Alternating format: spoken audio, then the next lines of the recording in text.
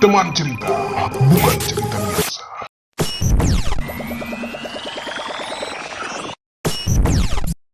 Halo teman-teman, kembali lagi di podcast Teman Cerita, bukan cerita biasa. Nah, kali ini kita akan diskusi mengenai topik-topik seperti biasanya, topik-topik yang tentunya menarik, mengedukasi, yang sifatnya juga informatif, yang akan menambah insight untuk teman-teman semua. Nah, kali ini kita akan membahas topik yang sedang hangat-hangatnya, atau bisa dibilang panas ya, bahkan lebih panas daripada cuaca di Kota Kupang sekarang. Nah, topiknya berkaitan dengan pemilu 2024 atau yang kita usung kali ini 2024 kemana ketumpung suara. Nah, untuk itu saya tidak sendiri, saya mengajak dua orang hebat untuk berdiskusi dan berbagi bersama saya. Nah, yang pertama ada Kak Yanto Lili selaku Ketua Posko Perjuangan Rakyat Provinsi Nusa Tenggara Timur. Kak Yanto, apa kabar?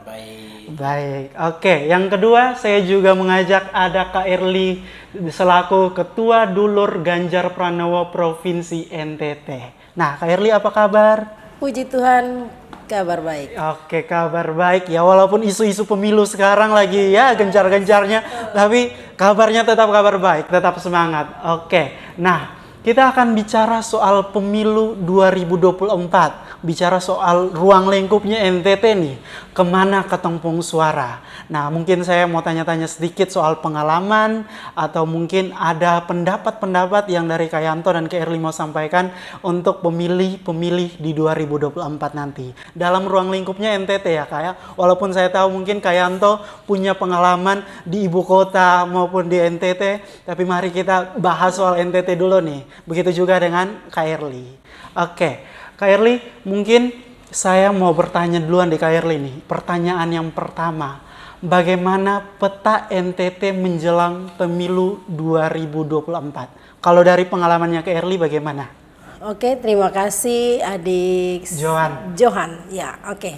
Jadi memang awalnya kita berpikir bahwa pemilu 2024 ini tidak seribet yang sekarang ya, yang panas seperti sekarang kita ini pasti ini nih udah paling bagus, tapi waktu berjalan dalam minggu terakhir ini kita rupanya dapat isu yang sangat meresahkan juga ya, yang buat kita punya pikiran juga, aduh kenapa harus begitu, tapi kita harus hadapi ini.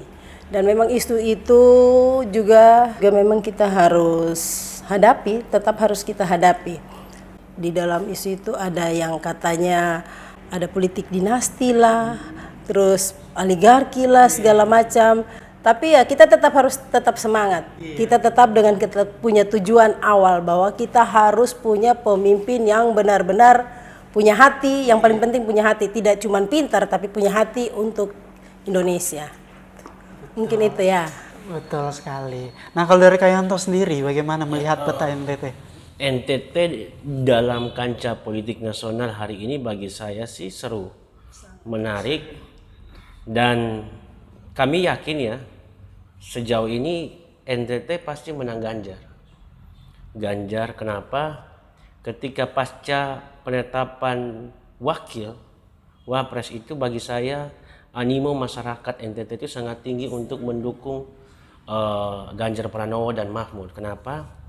Kita membutuhkan pemimpin yang luar biasa, pemimpin yang bisa jalan kemana-mana, pemimpin yang bersih, dan pemimpin yang tulus mengabdi bagi rakyat. Dan bagi saya sosok Ganjar itu mampu untuk peduli terhadap rakyat di Indonesia, terutama kita yang daerah jauh ya. Dan dia terbukti bagaimana dia mendekati rakyat, bagaimana dia berkomunikasi dengan rakyat. Bagi kami itulah yang diimpikan orang NTT, masyarakat NTT, pemimpin selanjutnya setelah Pak Presiden Jokowi. Dan bagi saya Ganjar pilihan yang tepat. Itu sih. Oke, terima kasih Kak Erli dan Kak Yanto. Tapi sebelumnya nih, kalau dikutip tadi disampaikan bahwa banyak isu-isu di luar, atau ada Kak Yanto yang sudah optimis kali ini NTT pasti Ganjar menang. Nah, mungkin itu kalau saya pribadi nih ya, sebagai salah satu pemilih pemula Gen Z, saya mau bilang kalau saya juga masih di tahap mikir-mikir nih mau milih siapa. Nah, kalau misalnya dari Kak Erli dan Kak Yanto, kira-kira kasih alasan dong kenapa harus Ganjar dan Mahfud. Mungkin mulai dari Kak Yanto dulu. Kalau saya sih sebenarnya gini, sederhana aja. Bicara soal komunikasi, sosok pemimpin yang tepat itu Ganjar. Dia mampu berkomunikasi dengan siapapun. Orangnya humble, orangnya rendah hati. Sehingga bagi saya Gen Z atau siapapun dia ya, ketika berkomunikasi dengan Ganjar, merasa bahwa dia seperti teman, seperti sahabat, seperti saudara, bahkan keluarga. Nah, Ganjar ini cocok menjadi pemimpin untuk Gen Z. Dan dia sangat aktif ya. Misalnya salah satunya media sosial dan sebagainya. Itu juga dibutuhkan oleh Gen Z. Nah, Ganjar itu mampu berkomunikasi lewat apapun gitu. Nah, sosoknya dia, bagaimana dia berpikir bagaimana Indonesia ke depan dan sebagainya, pemuda ke depan, itu dia teruji, dia berpihak pada itu. Nah itu bagi saya, Pak Ganjar, Pak Mahfud, dan sosok yang bersih dan sebagainya. Gitu. Oke, kalau pendapat dari Kak Erli, gimana nih? Mungkin tidak jauh berbeda dengan pendapat Pak Ketua Pospera. Jadi mereka punya track record dan juga mereka ini gaul lah, untuk anak muda yang gaul. Terus sudah di sosmed begitu udah sangat bagus dan mereka selalu mau mendengar dan mereka bisa mau di yang kalangan yang muda, yang tua, oke banget. Jadi untuk anak muda cari pemimpin yang seperti itu, ketika kita punya masalah, mereka cepat respon dan rendah hati. Terus orangnya pintar, bukan cuman pintar tapi mereka punya hati. Itu yang saya tekankan di sini. Jadi anak-anak muda tuh harus pilih pemimpin yang seperti mereka. Oke, terima kasih Kak Erli. Jadi kurang lebih pemimpin yang bisa dekat dengan masyarakat ya, semua lapisan masyarakat gitu lah. Jadi fleksibel, masuk di mana saja, kemudian mendengar semuanya. Nah, kalau sekarang viral di TikTok itu soal Pak Ganjar, karena memang Pak Ganjar aktif kan di sosial media ya. Nah, isunya itu Pak Ganjar manfaatin anaknya untuk konten marketingnya dia tuh, Kak Alam Ganjar. Itu gimana sih pendapat dari kakak ini soal isu tersebut? Jadi kurang lebih supaya masyarakat tuh jangan menganggap kalau ini triknya nih, ini strateginya nih. Tapi bagaimana pendapat dari Kak selaku Pospera dan Dulur Ganjar Pranowo? Tidak ya, bagi saya tidak ada seperti itu ya. Yang membesarkan dia media. Artinya gini, Ganjar tidak punya motivasi. Banyak pertanyaan pernah dikatakan kemarin waktu pasca dia ke KPU, ada pertanyaan itu juga. Terkait dia bagaimana akan mau anaknya nanti meneruskan semua. Bagi saya itulah kehebatan, kecerdasan dan kebijaksanaan seorang Ganjar, bahwa bagi dia pemimpin itu ada batasnya. Tidak ada bilang endorse atau memanfaatkan anaknya. Anaknya itu punya cara sendiri, punya jalan sendiri, punya masa depan sendiri. Bagi saya emang dia juga punya prestasi anaknya. Dia punya banyak proses di semasa dia sekolah sampai prestasinya luar biasa itu anaknya itu. Jadi kalau untuk bicara soal bagaimana memanfaatkan, tidak perlu dimanfaatkan pun anaknya sudah luar biasa gitu. Kayak gitu. Oke, kalau dari Kak Erli sendiri pendapatnya bagaimana? Justru ini kita harus tiru dong, kerjasama orang tua dan anak untuk saling support, saling jual. Saya juga kalau orang tua saya hebat, bangga, saya benar-benar saya cerita. Orang tua saya begini loh, malah saya bikin di sosmed, di ini. Kenapa saya sampai begini ya? Karena ada orang tua saya yang luar biasa. Mungkin ya seperti itu juga, dan itu memang kita tidak bisa pungkiri ya. Jadi gak ada kerjasama, makanya milenial, anak muda tuh harus pilih yang seperti itu. Setuju. Jadi mungkin karena memang yang seperti disampaikan kalau anaknya juga memang ada prestasinya, ada keunggulannya. Ditambah kalau media sekarang kan suka meng-highlight itu sampai ke akar-akar keluarganya. Jadi mungkin lebih di-highlight, makin digoreng juga di sosial media dan lain sebagainya. Tapi asumsinya tuh kembali ke masing-masing ya. Tapi yang mau disampaikan tadi kalau ini bukan taktik, tapi karena memang suatu kebetulan saja. Oke.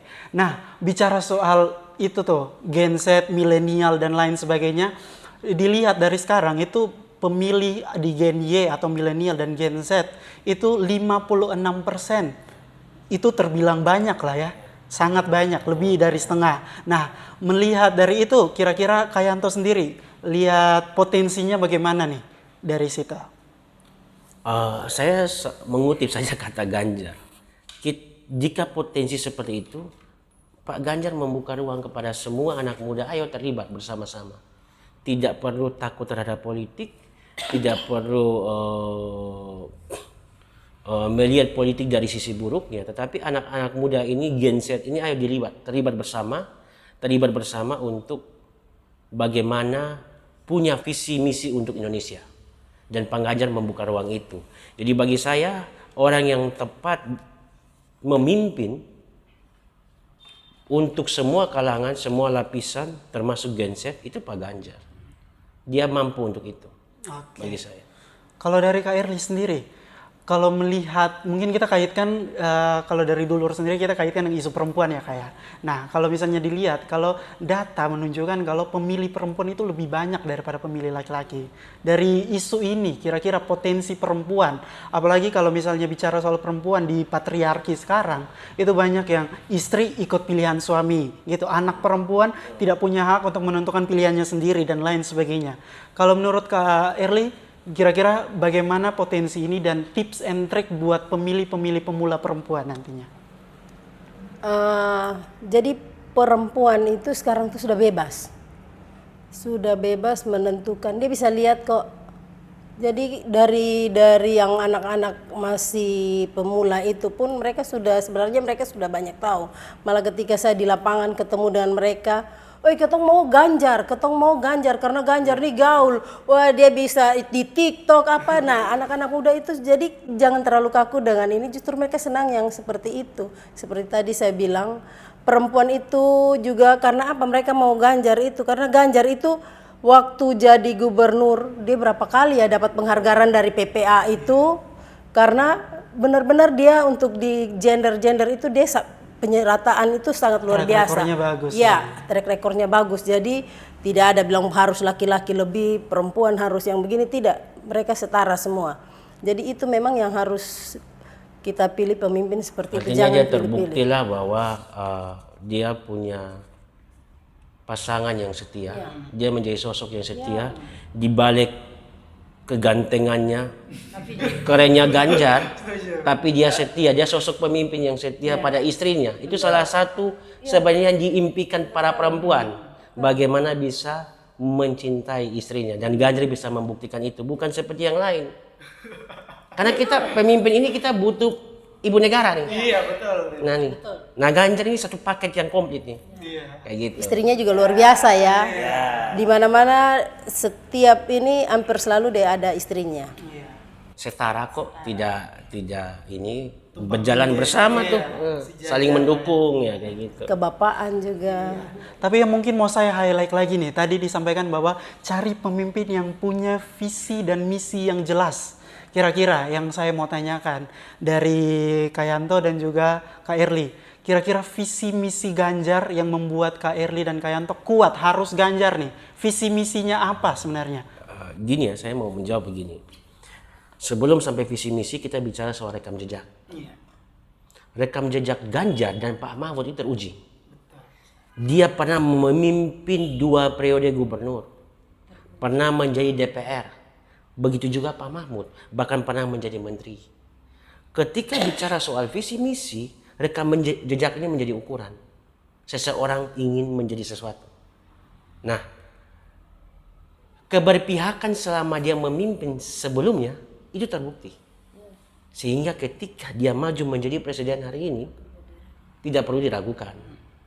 Kenapa? Mereka sudah pasti punya mimpi, punya visi misi untuk Indonesia yang tepat kepada semua golongan, termasuk disabilitas. Itu juga Pak Ganjar punya visi dan misi untuk masyarakat, termasuk warga miskin. Ada setiap keluarga satu sarjana, keluarga miskin satu sarjana. Itu banyak yang Pak Ganjar lakukan. Dan itu sudah terbukti sebenarnya rekam jejak itu. Sehingga ini cuma meneruskan, melanjutkan visi misi yang sudah pernah beliau lakukan di Jawa Tengah. Begitu juga Pak Mahfud. Bicara soal bersih-bersih dan sebagainya, Pak Mahfud jagonya itu. Anti korupsi dan sebagainya. Itu. Jadi bagi saya kedua paket ini komplit. Lebih jelas dan pasti menang. Oke, mantap. Kalau dari Kak Erli sendiri soal visi dan misi Ganjar? visi dan misinya tuh yang pasti untuk Indonesia yang lebih baik. Dan mereka punya hati untuk itu. Dan saya yakin akan banyak sesuatu yang baru yang memang kita tunggu-tunggu. Jadi pembangunan lah, korupsi, koruptor segala macam itu pasti diberantas habis. Jadi jangan takut untuk pilih Ganjar, dukung Ganjar dan Mahfud. Oke, saya mungkin mau bawa sedikit nih keresahan dari anak-anak muda atau ketakutan dari anak-anak muda, apalagi soal aspek tadi pembangunan dan lain-lain. Anak muda zaman sekarang tuh menyampaikan keresahannya kalau misalnya pemimpin berikutnya tidak bisa melanjutkan misalnya proyek IKN dan lain sebagainya yang dijanjikan itu tuh sebagai aset yang akan diteruskan nih. Apalagi menyongsong Indonesia Emas di 2045 nanti kan. Nah, kira-kira seberapa optimisnya Kak Yanto dan juga Kak Erli soal Ganjar dan Pak Mahfud untuk meneruskan pembangunan besar-besaran di Indonesia saat ini dan juga prospeknya ke depan untuk anak-anak muda? Ya kan gini ya, mereka ini kan yang dibangun pertama oleh Pak Presiden Jokowi, lalu akan diteruskan tujuannya manfaatnya itu untuk anak muda, untuk masyarakat Indonesia pada umumnya. Nah, Pak Ganjar lahir satu rahim, terus apalagi yang diragukan? Ya pasti melanjutkanlah kepemimpinan atau program-program yang Pak Jokowi sudah bangun, itu pasti dilanjutkan. Seperti itu bagi saya. Tapi ada juga nih Pak yang menjanjikan kalau akan melanjutkan. Nih, itu jadi bentuk yang men-trigger nih anak muda sekarang. Kalau ada juga yang menjanjikan, bukan hanya Pak Ganjar karena satu rahim tadi. Tapi kalau misalnya saya mau tahu apa alasannya kalau misalnya Ganjar pasti lebih unggul. Dia paling konkret. Paling konkret. Paling jelas itu. Kalau yang lain itu mah urusan lain ya. Kenapa ya? Karena yang lain bisa saya semua dia janji. Semua hal dia tawarkan, semua hal dia janji. Biasalah ya. Namanya mau menang kan. Jadi semua ditawarkan. Tapi bagi kami, Ganjar ini sosok pemimpin yang konkret. Jelas, tidak abu-abu, tegak lurus. Udah. Tapi kayaknya agak kurang mempan kalau buat kita-kita yang trust issue, kayaknya janji-janji saya tidak cukup. Jadi memang untuk IKN, Ganjar 100% akan melanjutkan. Pokoknya hal yang baik yang yang akan diteruskan dari Jokowi pasti dia akan lanjutkan, dan itu setiap dia di mana dia omong seperti itu, dan kita harus yakin itu. Karena yang di Jawa Tengah pun semua itu dilakukan dengan sangat luar biasa, jadi jangan ragu. Dia pasti akan lanjutkan yang terbaik untuk masyarakat Indonesia. Oke. Itu teman-teman semua, bagi teman-teman yang mungkin masih bingung atau masih bimbang nih memilih. Tadi sudah dijelaskan oleh Kak Yanto dan Kak Erli, tapi mungkin lebih lagi, saya minta lebih lagi ajakannya atau warningnya buat masyarakat dengan topik yang kita bahas hari ini. Mungkin sifatnya bisa pendapat ataupun hal-hal persuasif lainnya dari kakak berdua. Kalau 2024 kemana harusnya ketumpung suara? Oke. Ini benar-benar saya dari hati yang paling tulus saya menghimbau kepada seluruh masyarakat Indonesia, jangan pernah ragu untuk memilih Ganjar dan Mahfud MD. Karena mereka sangat luar biasa, track recordnya sudah teruji dan diyakin 100% pasti tidak akan mengecewakan. Tolong didoakan ya. Oke, terima kasih Kak Erli. Selanjutnya dari Kak Yanto sendiri. Ya, bagi saya untuk masyarakat Indonesia maupun masyarakat NTT ya, jangan ragu untuk memilih, karena Ganjar dan Mahfud itu pilihan yang tepat untuk Indonesia Emas. Dan pastikan sampaikan kepada ibu-ibu, bapak-bapak, anak muda, petani, nelayan, tukang ojek, pastikan pilihan 14 Februari coblos Pak Ganjar dan Pak Mahfud. Karena dia adalah pemimpin masa depan Indonesia. Oke, kurang lebih itu tadi himbauannya dari Kak Yanto dan juga Kak Erli buat teman-teman semua, untuk masyarakat semua, mau bapak, ibu, kakak, adik, saudara, semua jangan lupa pilih Ganjar. Nah, tapi yang terakhir yang saya mau tahu lagi nih, nah mungkin pengalaman memilihnya lebih banyak dari Kak Yanto ataupun Kak Erli. Kalau tips and triknya bukan buat teman-teman saja, tapi buat saya juga di sini nih. Mungkin tips memilih yang paling sederhana, yang kira-kira bisa saya cepat terima, dan kemudian tanggal 14 Februari nanti saya bisa yakin untuk pilih Ganjar. Tips memilih paling sederhana yang kiranya kalau misalnya Kak Erli sebagai pemilih yang mungkin sudah berkali-kali memilih dan juga Kak Yanto berdasarkan pengalaman-pengalaman itu, kira-kira apa yang diidentifikasi duluan dalam memilih? Jadi mungkin begini ya. Ini sudah ceritanya sudah banyak. Jadi tidak usah pikir yang ini, yang itu, apalagi yang sekarang baru mulai mempromosikan diri segala macam. Ganjar Mahfud punya track record yang luar biasa. Itu aja. Mereka pasti punya hati untuk itu. Jadi nggak usah pikir-pikir yang calon-calon lain atau apa. Ganjar Mahfud. Gama. Oke, dari Tips Kak Yanto. saya pilih rambut putih. Oh, lebih identik ya. Ya, identik rambut putih anti korupsi tuh. Ini itu barang itu.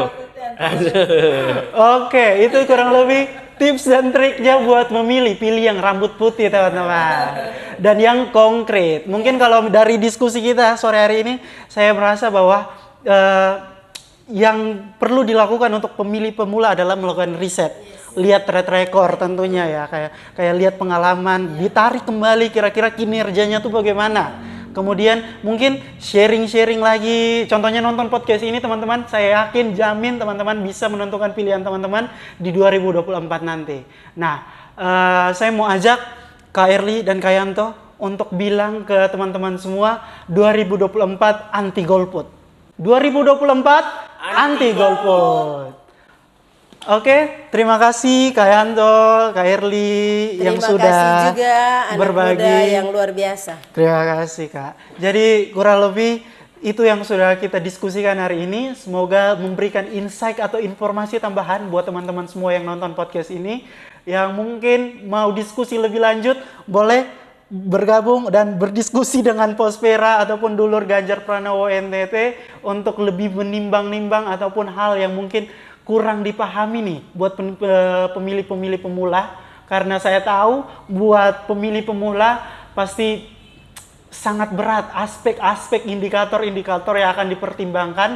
Tapi teman-teman jangan khawatir, karena menuju 2024 pemilih-pemilih seperti kita, potensi-potensi seperti kita, sesuai ajakan tadi bahwa jangan golput karena satu suara kita menentukan masa depan Indonesia. Setuju ya Kak ya?